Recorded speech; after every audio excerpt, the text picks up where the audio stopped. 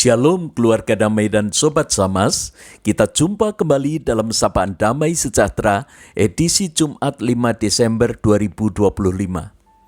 Keluarga damai dan sobat Samas, Allah kita bukanlah pribadi yang bersembunyi dan hanya menonton perjuangan kita, atau membiarkan kita meraba-raba dalam ketidakjelasan saat menempuh perjalanan di dunia ini.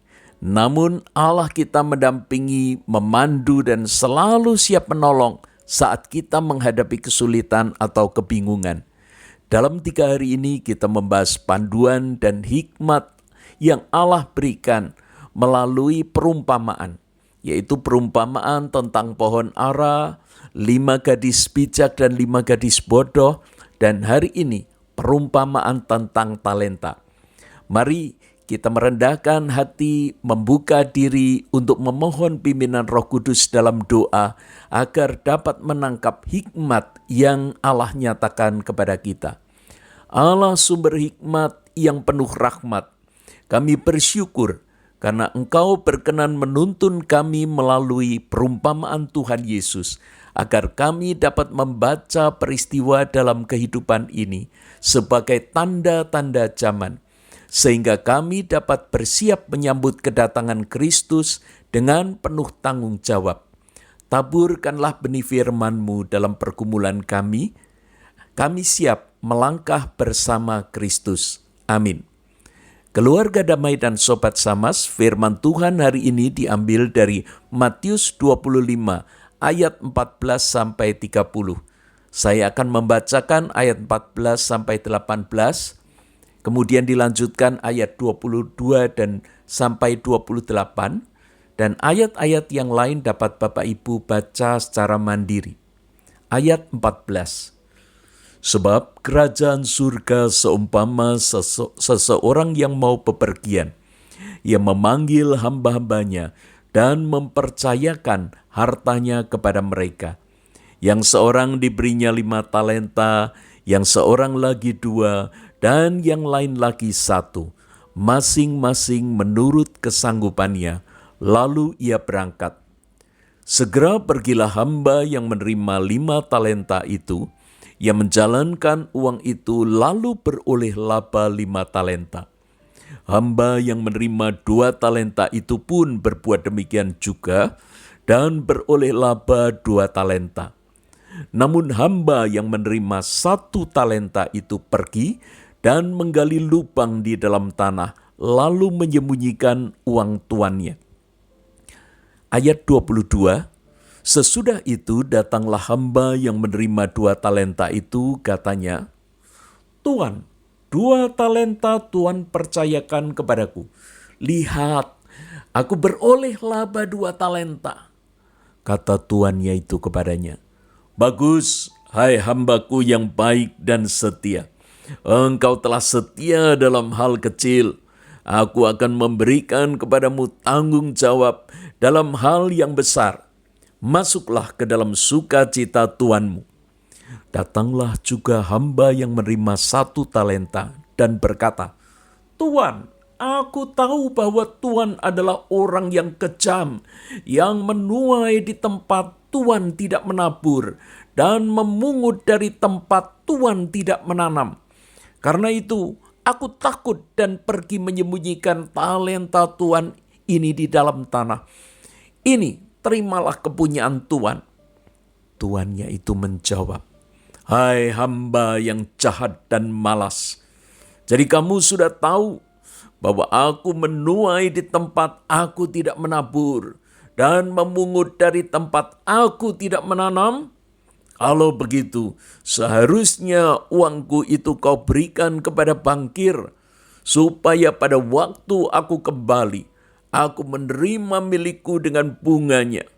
Sebab itu, ambillah talenta itu dari dia, dan berikanlah kepada orang yang mempunyai 10 talenta itu.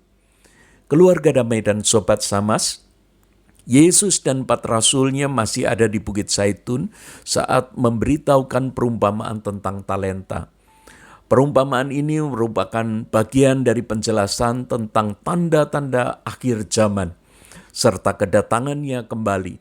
Melalui perumpamaan ini, Yesus menasihati para pengikutnya agar sungguh-sungguh melakukan pekerjaan yang dia percayakan dengan rajin.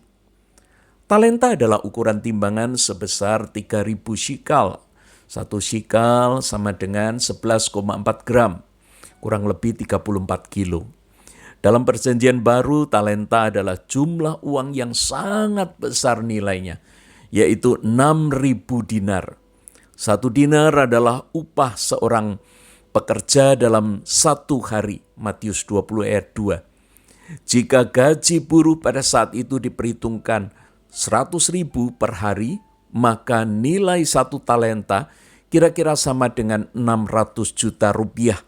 Masing-masing hamba menerima jumlah modal yang sangat besar sekali dari tuan mereka, yaitu 5 talenta, ya sekitar 3 miliar, 2 talenta sekitar 1,2 miliar, dan 1 talenta sekitar 600 juta. Namun respon mereka tidak sama. Hamba yang menerima 5 talenta dan 2 talenta itu segera pergi dan menjalankan uang itu. Lalu kemudian mereka beroleh laba, tetapi hamba yang menerima 1 talenta itu pergi dan menggali lubang di dalam tanah. Secara keseluruhan sikap hamba-hamba ini bisa kita bagi menjadi 2 kelompok. Yang pertama adalah hamba yang menerima 5 dan 2 talenta. Respon mereka positif, optimis, dan proaktif. Sedangkan kelompok yang kedua adalah hamba yang menerima 1 talenta. Sikapnya negatif dan pesimis. Sikap ini seperti respon yang muncul pada orang-orang yang mendengar maupun membaca tanda-tanda kedatangan Kristus yang kedua. Ada yang antusias dalam melakukan panggilan serta tugas yang Kristus berikan, hingga menjadi berkat bagi banyak orang. Namun ada pula yang apatis dan overthinking, hingga akhirnya tidak melakukan apa-apa, atau bahkan menghalangi orang lain yang giat bekerja bagi Tuhan. Hamba yang menerima 5 dan 2 talenta itu berhasil menggandakan talentanya karena mereka menemukan panggilannya, yaitu menyadari bahwa mereka itu merupakan hamba namun diberi kepercayaan oleh tuannya. Sehingga respon mereka adalah berkarya dan berjuang secara maksimal, mau keluar dari zona nyaman. Dia melihat tuannya secara positif sehingga timbul trust yang membuat produktivitasnya optimal. Sedangkan hamba yang menerima 1 talenta disebut takut dan malas. Dia tidak percaya, dia berpikir yang negatif tentang tuannya. Dia khawatir berlebihan. Ketakutannya untuk kehilangan talenta itu kemudian diwujudkan dengan menyembunyikan 1 talenta itu di dalam tanah. Seringkali berbagai ketakutan yang tidak jelas atau tidak nyata memicu kemalasan hingga menghambat kita untuk menggunakan talenta. Akhirnya tugas yang Tuhan percayakan kepada kita tidak terlaksana. Lama sesudah itu pulanglah Tuhan itu lalu mengadakan perhitungan dengan mereka. Hamba-hamba yang menerima 5 dan 2 talenta mengembalikan uang tuannya tadi beserta dengan labanya. Dan sang tuan itu memberikan pujian serta upah. Nah, di sini kita bisa melihat bahwa Tuhan itu memberikan pujian atau upah bagi mereka dalam 3 cara. Yang pertama, dia menyebut mereka sebagai hamba yang baik dan setia. Yang kedua, karena mereka telah setia memikul tanggung jawab dalam perkara kecil, maka tuannya memberikan kepada mereka tanggung jawab dalam perkara yang besar. Dan yang ketiga, ia mengundang mereka untuk masuk dan turut dalam kebahagiaan tuannya. Perumpamaan ini menunjukkan kepada kita bahwa kehidupan ini bukan tentang menunggu dan pasif. Hidup yang sekadar mengikuti kemana angin bertiup, atau malah mengejar ambisi dan mengabaikan panggilan Tuhan. Kita ini adalah hamba-hamba yang telah diselamatkan. Tiap kita punya tugas sesuai panggilan kita masing-masing. Jika kita tidak memahami tugas itu dengan baik, maka masa penantian ini akan segera berlalu dan kita gagal dalam tugas. Pengerjaan tugas ini bukan suka-suka. Boleh dikerjakan, boleh tidak. Namun ada pertanggungjawaban yang akan dituntut dari kita.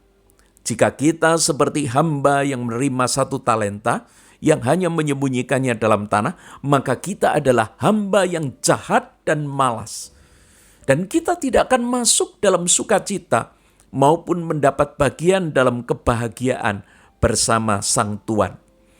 Bayangkan kalau seseorang yang tidak Anda kenal tiba-tiba bertamu, bersikap sok akrab, merasa seperti di rumah sendiri, masuk keluar kamar Anda, buka lemari es, ambil makanan ya, apalagi mau menginap di rumah Anda. Apakah Anda akan terus membiarkannya? Sebaik apapun Anda akan merasa jengah dan berusaha mencari berbagai cara untuk membuatnya segera pergi. Kalau bisa, jangan pernah datang lagi.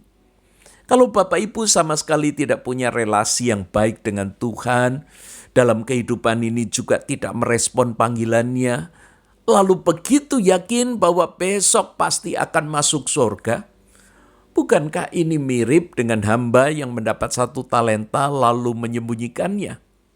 Tidak ada yang tahu berapa panjang masa penantian kita sebelum dipanggil Tuhan, ataupun sampai masa kedatangan Tuhan kembali.